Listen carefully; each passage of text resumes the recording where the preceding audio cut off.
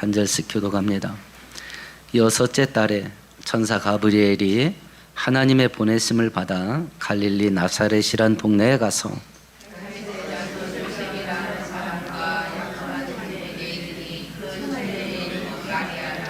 그에게 들어가 이르되 은혜를 받은 자여 평안할지어다 주께서 너와 함께 하시도다 하니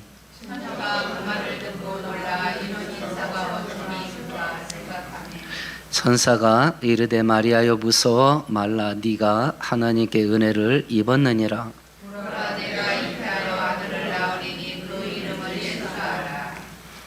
그가 큰 자가 되고 지극히 높으신 이의 아들이라 일컬어질 것이며 주 하나님께서 그 조상 다윗의 왕위를 그에게 주시리니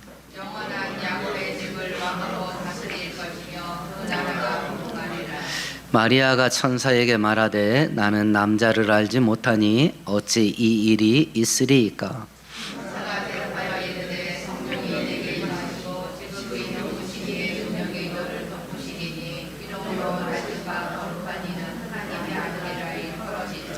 보라 네 친족 엘리사벳도 늙어서 아들을 배었느니라.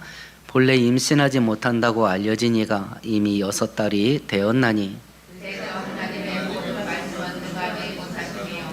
함께합니다. 마리아가 이르되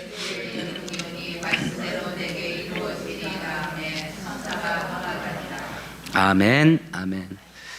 구약 시대에 마지막 선지자 말라기 선지자가 하나님의 말씀을 선포를 합니다. 그리고 이제 하나님의 말씀이 사라집니다. 그리고 새로운 신약의 시대가 열리는 기간까지 400년입니다. 이제 새로운 시대가 열리는데요. 하나님께서 늘 새로운 일, 새로운 시대를 열어가실 때 먼저 어떤 일을 하시냐면 그 일을 감당할 사람을 세우시는 일을 먼저 하셔요. 새로운 시대를 열매에 있어서 이제 우리가 저번 주에 살펴본 것 같이 사가랴 집안에서 하나님의 일을 감당할 세례 요한이 잉태되는 사건을 살펴보았고요.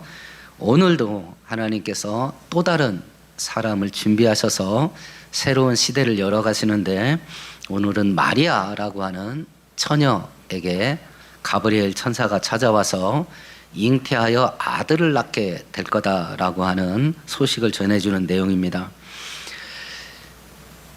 하나님의 은혜가 하늘문이 닫히고 400년이 지나는 동안 그 흑암의 시대 속에서 하나님께서 새롭게 하실 일이 무엇인가라고 하는 것과 그 새로운 일을 함에 있어서 하나님이 어떤 사람을 사용하시는가 하는 것을 오늘 성경이 우리들에게 보여줄 텐데요.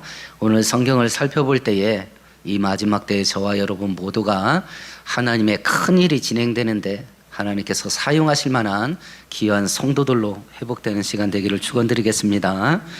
이제 하나님께서 선택한 마리아가 어떤 사람인가 볼까요? 26절, 27절 같이 읽습니다. 6째 달에 천사 가브리엘이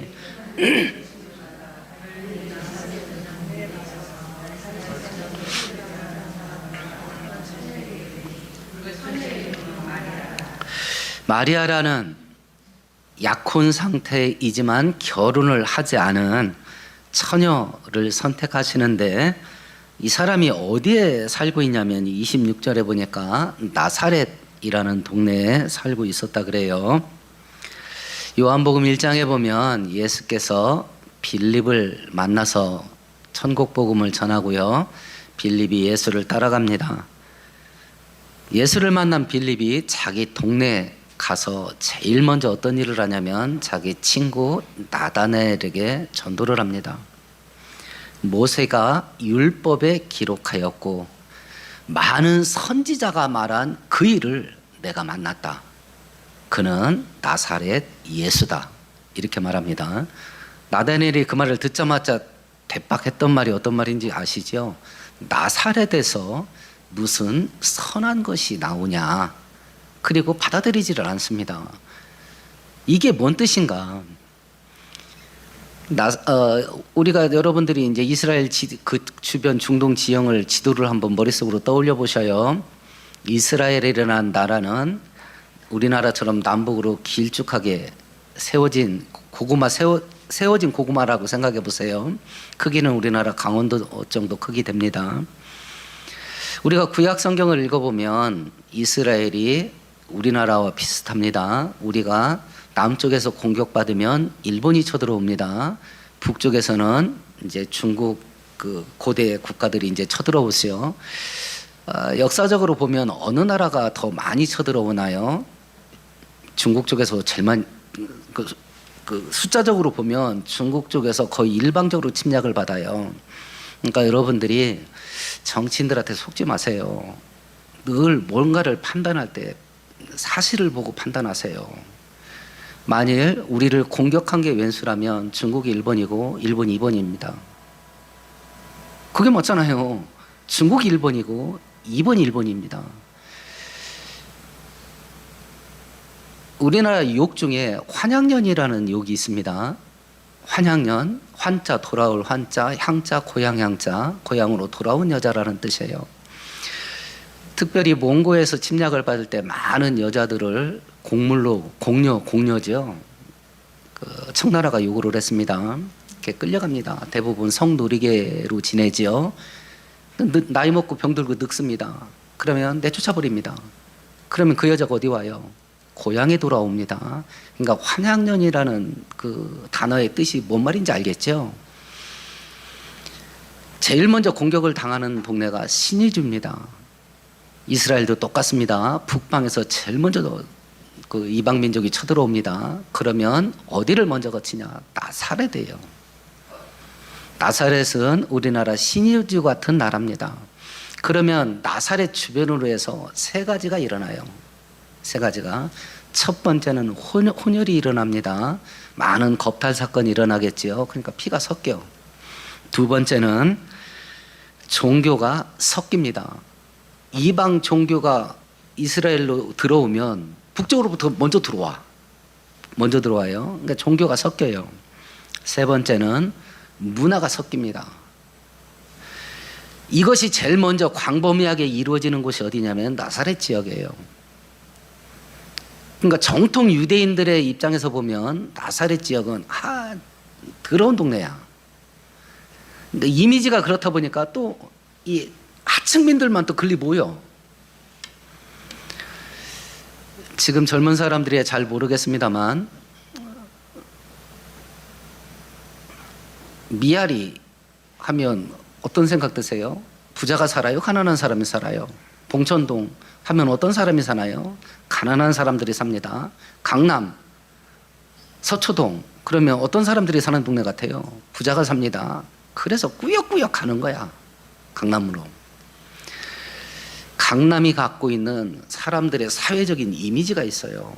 저 동네 가면 부자가 산다. 강남 삽니다. 그러면 이러거든요. 남월동 삽니다. 이러면 뜨꿀 땡깁니다.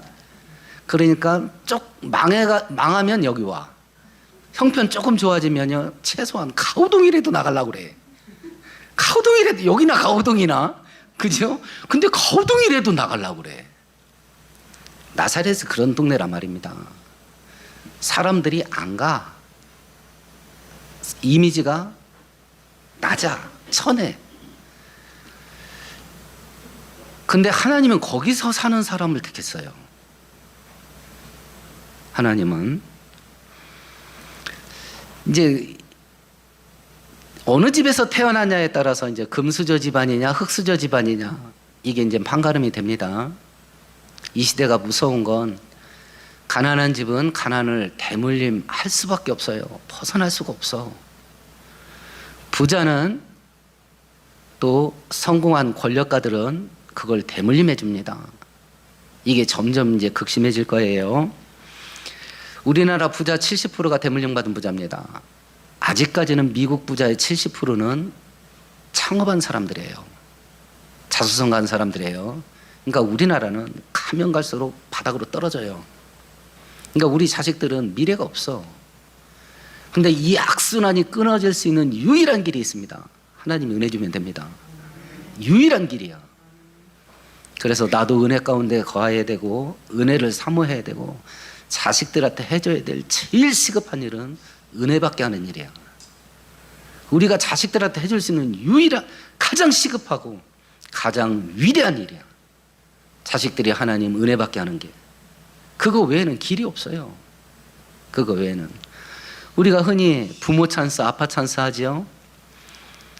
그 고위 권력가들이 자기 자식들 앞길 열어주는 거 보세요. 우리는 할 수도 없어. 할 수도 없어. 순종이가 대학 갔습니다. 이제 국가에 장학금을 신청한다고 우리가 어떻게 사냐고 그러더라고. 그래서 너 장학금 많이 받을 거다 그랬어요, 제가. 그래서 왜? 그러더라고. 그래서 아빠가 충분히 가난하다. 그랬더니 나중에 장학금을 받았나 봐요. 학교에서 전화가 왔어. 아빠 대체 아빠 어느 정도 가난해? 그러더라고. 그래서 왜? 그랬더니 나 고아가 받는 거 받았어. 그러더라고. 아빠 이름으로 돈 10원도 없어. 제가 그랬거든요. 이게 되물림 된다고. 끊어질 수가 없어. 그런데 우리에게 소망이 있는 것은 하나님이 은혜 주시면 됩니다. 그걸 자식들이 물려받게 해야 돼. 그걸. 하나님이 일반 사람들은 상종을 안 하는 동네야. 그런데 하나님은 당신의 크고 위대한 일을 진행시키는 데 있어서 나사렛에 살고 있는 사람을 택했어요. 그 천한 동네에 사는 사람을. 그러면 하나님이 이 나사렛에 사는 마리아를 택한 근거가 뭐냐? 아, 이게 진흙 속에 이게 여의주 파묻혔다고 뭐가 출중한 게 있었냐, 마리아에게. 마리아를 하나님이 왜 택했을까? 당신의 새로운 일을 펼쳐나가고 위대한 일을 진행하는데 그 천한 동네에 사는 마리아를 왜 택했을까? 그 근거가 28절에 있네요. 같이 읽어보십시다. 그에게 들어가 이르되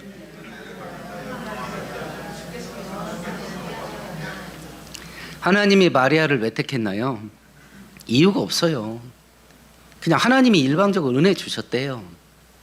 그러니까 우리도 소망이 있는 겁니다. 기준을 정했어 봐. 재산은 이 정도, 학벌은 이 정도, 능력은 이 정도. 그 정도 이상 넘어가야 내가 니네들 선택한다. 이러면 빼도 박도 못해. 근데 기준이 없어. 하나님께서 우리를 선택하는 데는 기준이 없습니다. 오직 당신의 마음이야. 그냥 당신이 일방적으로 은혜 줘버리는 거야. 하나님의 일방적인 은혜, 그것이 마리아가 선택받는 단 하나의 조건이에요. 단 하나의 조건.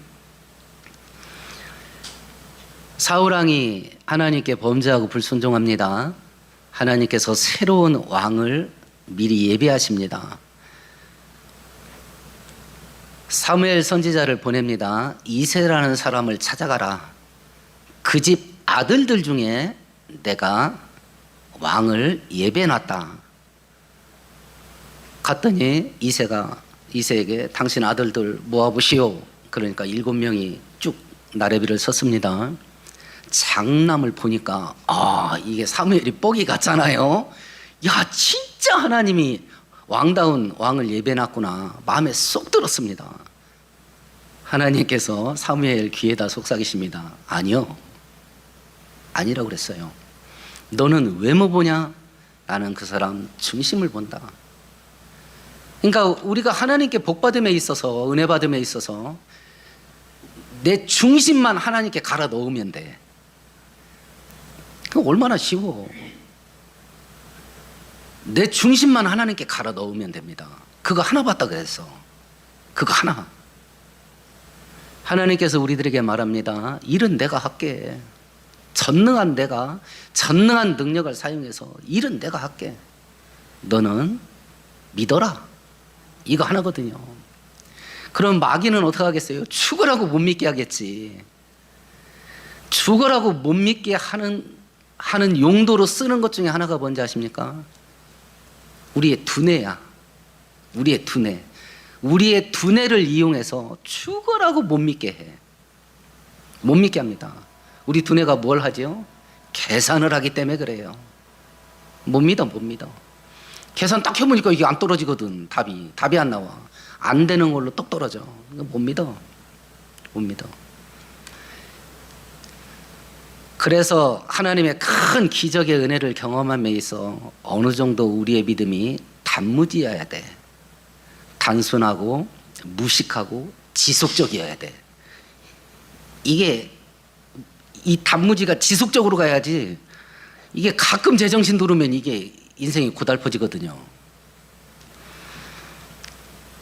하나님께서 그것만 본다, 중심만 본다, 이렇게 조건 없이 선택을 해요. 근데 하나님께서 은혜 주신다라고 할 때 우리가 조심해야 될 게 있습니다. 하나님께 은혜를 받은 자요, 문법 용법상 완료형으로 되어 있어요. 지금 받은 게 아닙니다. 과거서부터 은혜가 부어지기 시작했고 지금까지 쭉 이어져. 그러니까 마리아는 과거서부터 은혜를 받았고 지금도 받고 있어요. 그게 은혜를 받은 자요라는 그 완료형의 표현법이에요. 마리아는 과거에도 은혜를 받았습니다. 지금도 은혜를 받고 있습니다. 마리아가 부자일까요? 가난할까요? 마리아가 가난한 이유가 있습니다. 우리 성경 한 구절 찾아볼까요? 누가복음입니다.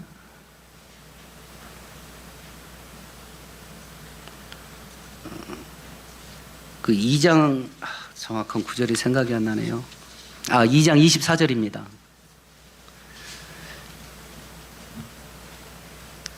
24절만 같이 읽습니다. 또 주의 율법에 말씀하신 대로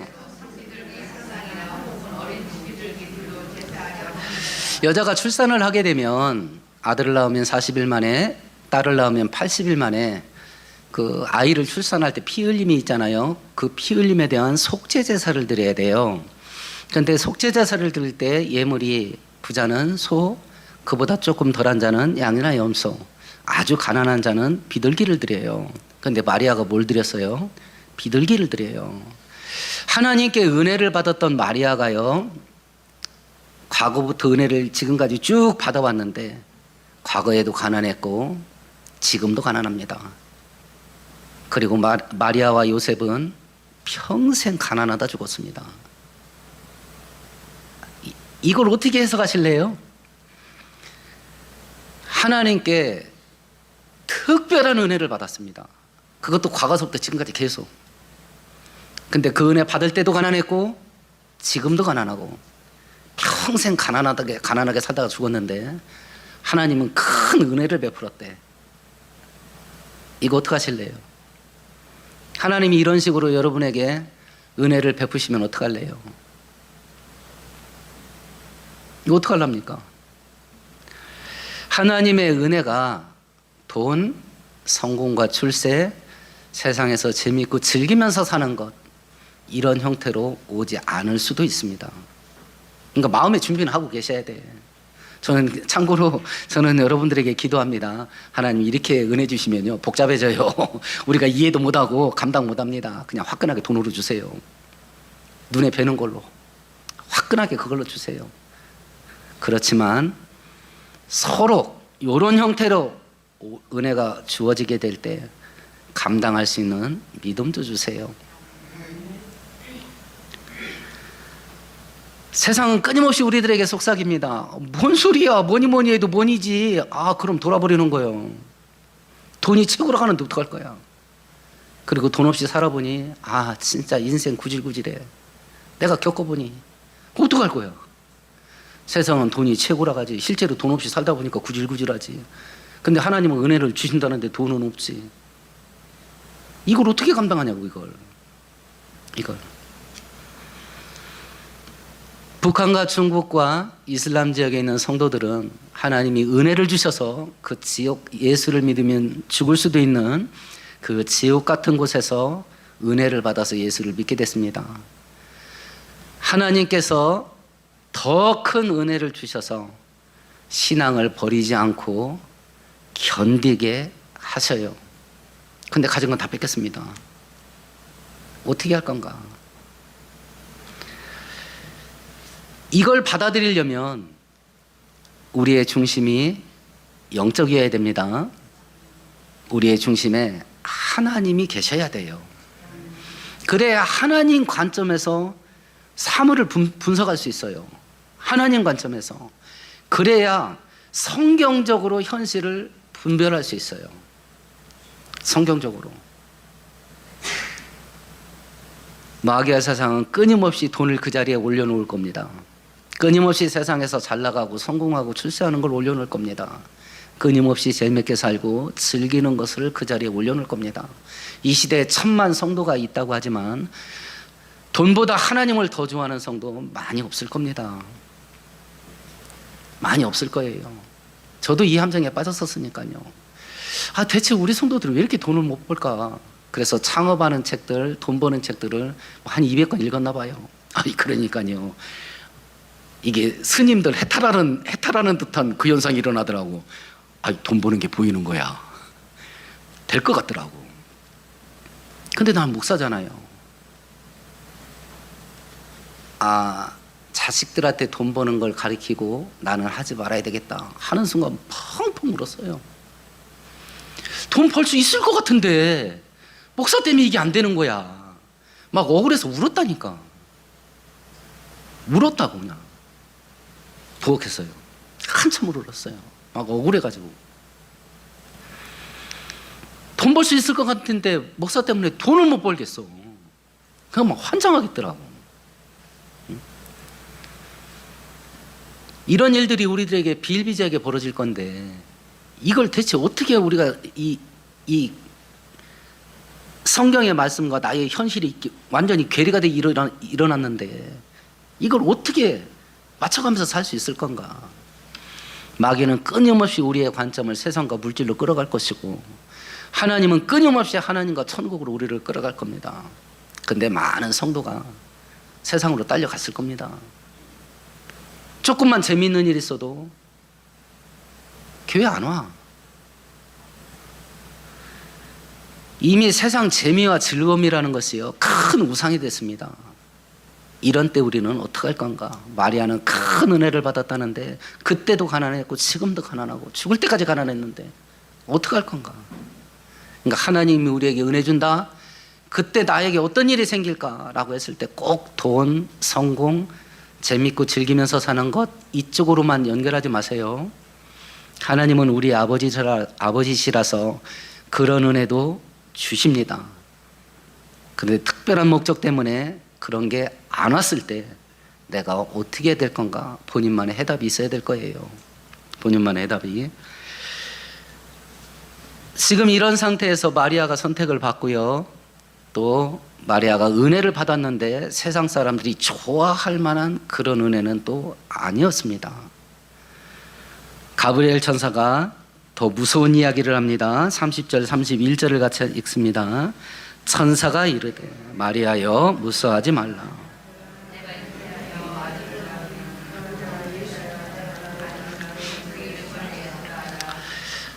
잉태하여 아들을 낳는답니다.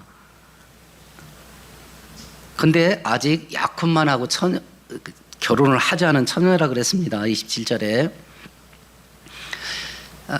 유대인들은 전통적으로 15살쯤 해서 약혼을 합니다. 그리고 결혼은 대략 1년 후에 합니다. 왜 그러냐면 이 여자가 약혼 전에 음행이 있었고 또 아이를 결혼하자마자 그 음행이 있자마자 결혼하고 나중에 10달 만에 애 낳으면 모르잖아요. 그걸 거르기 위해서 약혼을 해놓고 1년 후에 결혼을 하는 풍습이 있어요. 그럼 이 약혼의 법적인 효력은 결혼과 다르냐 같으냐? 똑같습니다. 똑같아요. 우리나라 100여 년 전에 우리나라 조선시대 때도 똑같았습니다. 어른들이 한잔하다가 임자 집에 딸 있지, 우리 집에 아들 있네, 나중에 이 아이들이 크면 결혼을 시키세 하고 애들이 이제 젖먹인데 약속을 했어. 그럼 그걸로 끝이요. 그걸로 끝이잖아요. 그런데 도중에 남자애가 5살 때 죽었어. 그럼 그 여자 어떻게 해요? 5살 낳는 여자애 시집에 가는 거야. 그리고 죽을 때까지 수절하잖아요. 이게 조선의 법도였어요. 근데 중동도 똑같아. 똑같아. 그러니까 지금 이 사건이 실제로 이루어지면 마리아는 살아야 죽어요? 죽어요. 근데 성경에 보면 요셉이 착한 사람이라 입 싹 다 덮고 그냥 헤어지려고 했잖아요. 착한 사람이라 그랬던 거예요. 착한 사람이라. 하나님이 은혜를 주셨답니다. 그 은혜를 받으면 처녀가 애를 낳아. 애를 낳으면 마리아는 죽어. 사형당해야 돼. 이게 무슨 은혜야. 이게 무슨 은혜야 이게. 그러면 마리아가 죽을 수도 있는 이런 상황에 마리아를 밀어넣고요. 하나님이 대체 하려고 하는 일이 뭐야? 마리아를 이런 위험한 절벽 끝으로 밀어붙이면서 하나님께서 하려고 하는 일이 뭘까요? 31절 같이 읽어볼까요?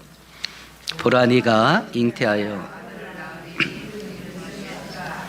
신약시대의 예수라는 단어는요, 헬라어로 기록된 예수라는 단어는 이걸 구약 성경을 기록한 히브리 말로 번역을 하면 여호수아라는 단어하고 똑같은 단어예요.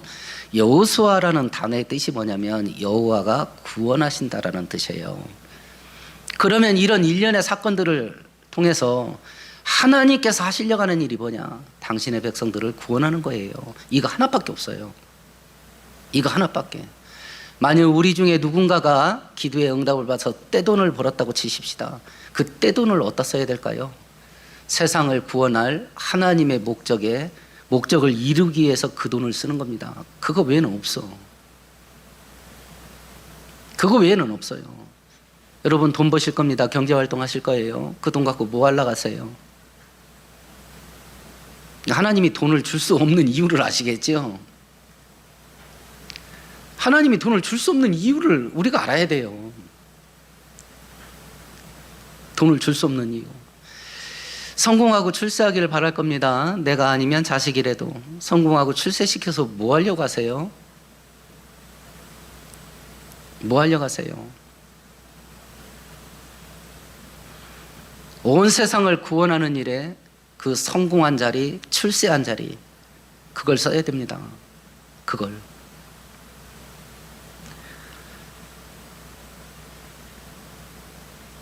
하나님이 우리 아버지신데 우리를 향한 본심은 딱 하나야. 우리를 구원하시는 것이고 우리에게 은혜 주시는 것. 그거 하나밖에 없어요. 그거 하나밖에. 그런데 그 일이 어떤 방식으로 이루어지냐면 마리아가 죽게 되는 그 험악한 환경 속에서 세상을 구원하실 일을 진행해 나가는 거예요. 그럼 우리가 생각을 해보는 겁니다. 지금 내 인생 속에 고달픈 일이 생겼다. 그럼 이 고난을 어떻게 봐야 될 건가? 이 고난을. 내 인생 속에 잘 나가는 일이 생기고 있다. 그 잘 나가는 일을 어떻게 내가 봐야 될 건가? 제가 종종 이야기를 하죠. 하나님을 떠나서 일이 잘 풀리게 되면 두 번 다시 못 돌아옵니다. 하나님을 떠나서 일이 잘 풀리면 두 번 다시 못 와. 그러면 일이 안 풀리는 고난 속에 있을 때는 그럼 내 인생 이걸로 끝장난 거냐? 혹시 여러분들이 코리 텐붐 여사라는 사람을 아는지 모르겠네요. 세계적인 전도자였었죠. 2차 대전 터졌을 때에 이분 네덜란드 사람입니다. 유대인들이 이제 독일에게 사로잡혀서 이제 수용소로 끌려가서 이제 학살 당하기 시작을 합니다. 코리 텐붐 아버지가 믿음이 굉장히 좋은 개신교 교도였어요. 개신교 성도였습니다. 그걸 바라보면서 유대인들을 가족이 전체가 집을 막 비밀스럽게 개조를 하는 거예요. 막 벽을 뜯어서 공간을 만들고 마루 밑을 파서 공간을 만들고 이래서 유대인들을 숨겨서 탈출을 시킵니다. 대략 한 800명 했다 그래요. 이 한 가족이. 대단하죠. 그러다 전쟁 끝날 쯤 돼서 발각이 됐어요. 온 가족이 수용소에 끌려갔습니다. 아버지가 고문당하다 죽었습니다. 언니 중에 하나도 고문당하다 죽었습니다. 주는 나의 피난처라는 책에 그 수용소 생활 내용이 자세히 기록되어 있는데요. 거기에 이런 내용이 있습니다. 자기 언니 베스티하고 같이 수용소에 갇혔어요. 둘 다 나이가 다 어립니다. 수용소가 어떻게 됐냐면 옛날 군대 막사 생각해 보셔요. 가운데 통로가 있고 양쪽에 마루가 길게 있습니다. 건물은 창고 같은 건물이지요. 막사 하나당 수백 명씩 들어갑니다. 그런데 화장실이 막사 안에 있어요. 독일군이 치워주질 않습니다. 그러면 사람은 계속 싸야 될 거 아니야. 그럼 그게 어디로 갈까요? 복도에 꽉 차. 그러니까 재래식 화장실 속에서 수백 명이 사는 거예요. 근데 거기다가 벼룩하고 이가 얼마나 많은지 득실거려서 밤에 잠을 자지를 못하겠어. 얼마나 가려운지 막 허물이 다 벗겨질 때까지 긁어야 돼. 그러니까 이 고리 여사가 언니한테 나 도저히 여기도 못 있겠다. 그러니까 언니가 한술 더 뜹니다. 하나님께서 범사에 감사하라고 했는데 감사를 해봐. 감사를 해봐. 거기서 감사를 하래요. 그래서 이 고리 여사가 며칠을 고민해가지고 감사거리 3개를 다 뽑았어. 첫 번째는 가죽과 한 막사에 있는 것이 자기네밖에 없었대. 그러니까 그걸 감사했대요. 두 번째, 성경을 하나 숨겨갖고 왔거든요. 성경을 가지고 있다는 것을 감사했어요. 두 번째는 저녁 때마다 읽는데 많은 사람이 귀담아 듣는 거야. 그래서 많은 사람을 또 그 안에서 예수 믿게 만들어요. 근데 그것도 하루 이틀이지. 하루 이틀이지. 나중에는 뭐 이해하고 벼룩하고 그 고통 때문에 견디질 못하겠어. 그러던 와중 속에 기적같이 살아남아서요, 미군이 그 수용소를 해방을 시켰습니다. 이제 수용소에서 전부 바깥으로 나왔습니다. 나와보니까 자기 막사에서 있었던 사람들이 제일 많이 살아남았대. 그 수용소로 이제 본부에서 하달이 됩니다. 몇 명씩 죽여라. 그러면 이제 독일군들이 사람들 뽑아서 죽일 거 아니에요.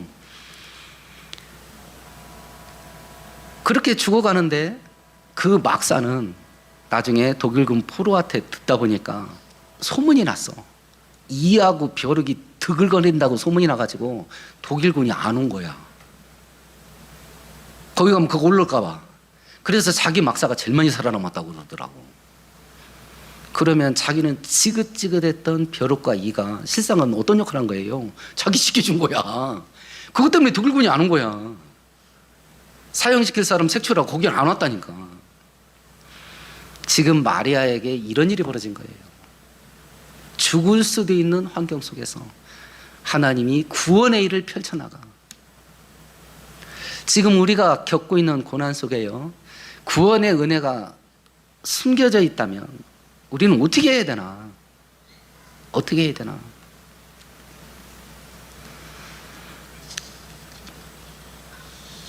하나님께서 나에게 어떤 식으로 할지 나는 모릅니다. 그래서 끝까지 믿어야 됩니다. 심지어는 믿다가 죽어도 믿어야 됩니다. 로마서 8장에서 이야기를 합니다.